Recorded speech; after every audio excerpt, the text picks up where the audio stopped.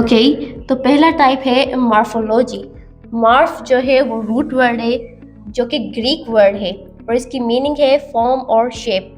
And logy is a suffix which means study of. So morphology is a study of word form और shape. Means morphology में हम ये सीखते हैं कि हम वर्ड्स कैसे बनाते हैं, उसमें जो है मॉर्फेम्स लगा के। अब आप बोलेंगे मॉर्फेम्स क्या है? सो मॉर्फेम जो है वो स्मॉलेस्ट यूनिट है जो कि एक सफिक्स हो सकता है, प्रीफिक्स हो सकता है, या प्लूरल एस और ई एस हो सकता है, या तो हम टेंस की जो फॉर्म चेंज होती है वो हो सकता है। तो एग्जाम्पल देखते हैं। सबसे पहले हमारे पास एग्जाम्पल है टीच। टीच वर्ड से हम दूसरे बनाएंगे वर्ड। तो यहाँ पे हमने बना लिया सेकंड वर्ड टीचर।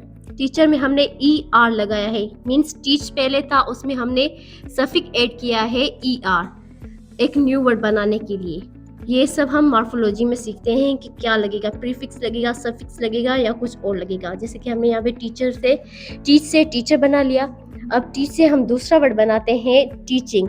यहाँ पे हमने दूसरा वर्ड बनाया टीचिंग, यहाँ पे भी हमने सफिक लगाया है ING, टीचिंग। ओके, तो नेक्स्ट एग्जाम्पल देखते हैं। नेक्स्ट एग्जाम्पल है हैप्पी। हैप्पी से हम दूसरा वर्ड बनाते हैं अनहैप्पी। अन जो है वो एक प्रीफिक्स है।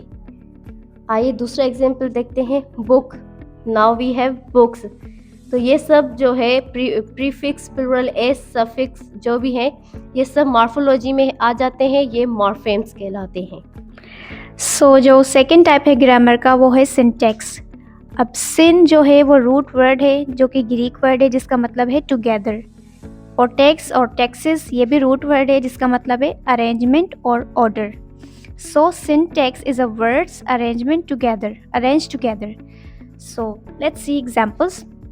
Ali eats mango.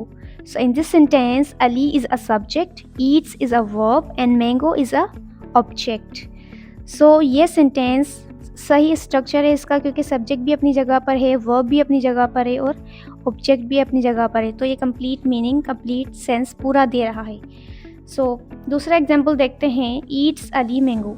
अगर ये सेंटेंस इस वर्डिंग में, इस ऑर्डर में होता तो ये टोटली रॉन्ग होता क्योंकि ना यहाँ सब्जेक्ट अपनी जगह पर है, ना वर्ब अपनी जगह पर है और ना ही ऑब्जेक्ट अपनी जगह पर है। सो इस हिसाब से ना ये कंप्लीट मीनिंग दे रहा है और ना ही कंप्लीट सेंस दे रहा है।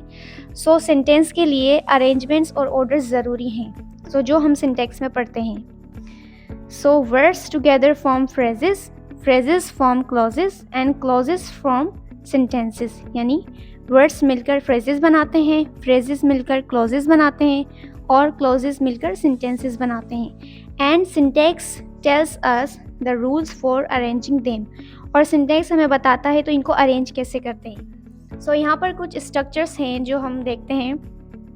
Ali is smart.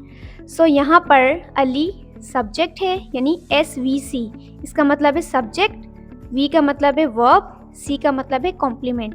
अब कॉम्प्लीमेंट कैसे? क्योंकि ये अली को रीनेम कर रहा है। अली कौन है? स्मार्ट। स्मार्ट कौन है? अली। तो रीनेम कर रहा है तो ये कॉम्प्लीमेंट हो गया।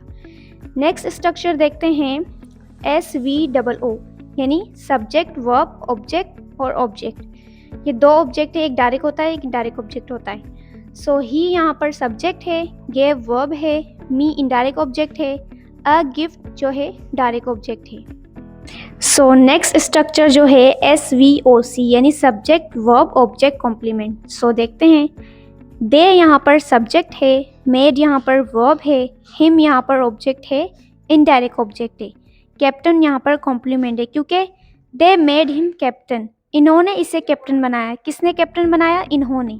तो यहाँ पर रीनेम हो रहा है तो हम कॉम्प्लीमेंट में क्या करते हैं, क्या कहते हैं? रीनेम हो, मॉडिफाई हो तो वो कॉम्प्लीमेंट होता है। सो यहाँ पर कॉम्प्लीमेंट तो है but as a object complement है। सो बेसिकली हम सिंटेक्स में पढ़ते हैं arrangement of words.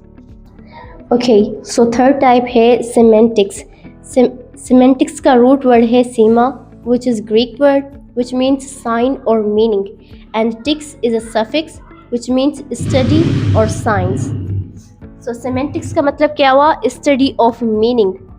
Means semantics में हम ये बताते हैं कि एक वर्ड की कई सारी मीनिंग हो सकती है या एक सेंटेंस की बहुत सी मीनिंग हो सकती है। आइए एग्जाम्पल की मदद से समझते हैं। So the first example is bank. Bank की दो मीनिंग है, एक है रिवर बैंक जो रिवर के किनारे वगैरह होते हैं उनको हम कहते हैं बैंक, और दूसरी मीनिंग है मनी बैंक।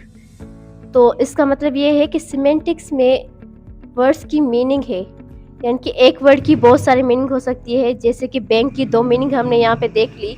अब सेंटेंस की 2 मीनिंग कैसे हो सकती हैं, आइए देखते हैं। ही किक द बकेट, इसकी लिटरल मीनिंग क्या है, उसने बाल्टी को लात मारी। और इसकी इडियमिक मीनिंग क्या है, वो फोत हो गया। सो ऐसे ही सिमेंटिक्स में हम मीनिंग को देखते हैं ताकि उनकी मीनिंग क्या है, मतलब एक वर्ड की या सेंटेंस की कई सारी मीनिंग्स हो सकती हैं, तो सिमेंटिक्स में हम वो सीखते हैं। सो नेक्स्ट टाइप है पैराग्मेटिक्स। पैराग्मा जो कि रूट वर्ड है, जो कि ग्रीक वर्ड है, जिसका मतलब है एक्शन, डीड, प्रैक्टिकल यूज़, और टिक्स जो सफिक्स है, जिसका मतलब है स्टडी और science. So pragmatics is a study of practical meaning in a context. So let's see examples. It's cold here. अब इसकी प्रैग्मेटिक मीनिंग क्या होगी, प्लीज़ क्लोज दी विंडो। अब हम डायरेक्ट तो नहीं कहेंगे कि विंडो क्लोज कर दो, अब हम इनडायरेक्टली कहेंगे इट्स कोल्ड हियर, यानी इसका मतलब इनडायरेक्टली यही होगा कि प्लीज़ क्लोज दी विंडो। सो पैराग्मेटिक्स में हम स्टडी ऑफ प्रैक्टिकल मीनिंग, यानी प्रैक्टिकल मीनिंग, प्रैक्टिकल एक्शन और डीड के बारे में पढ़ते हैं। This brings us to the end of part 2. I hope you are enjoying the series and getting a better understanding of grammar step by step. In the final part, we will cover the remaining types and complete the full picture. Thanks for watching. Like, share, and subscribe. And stay tuned for part 3.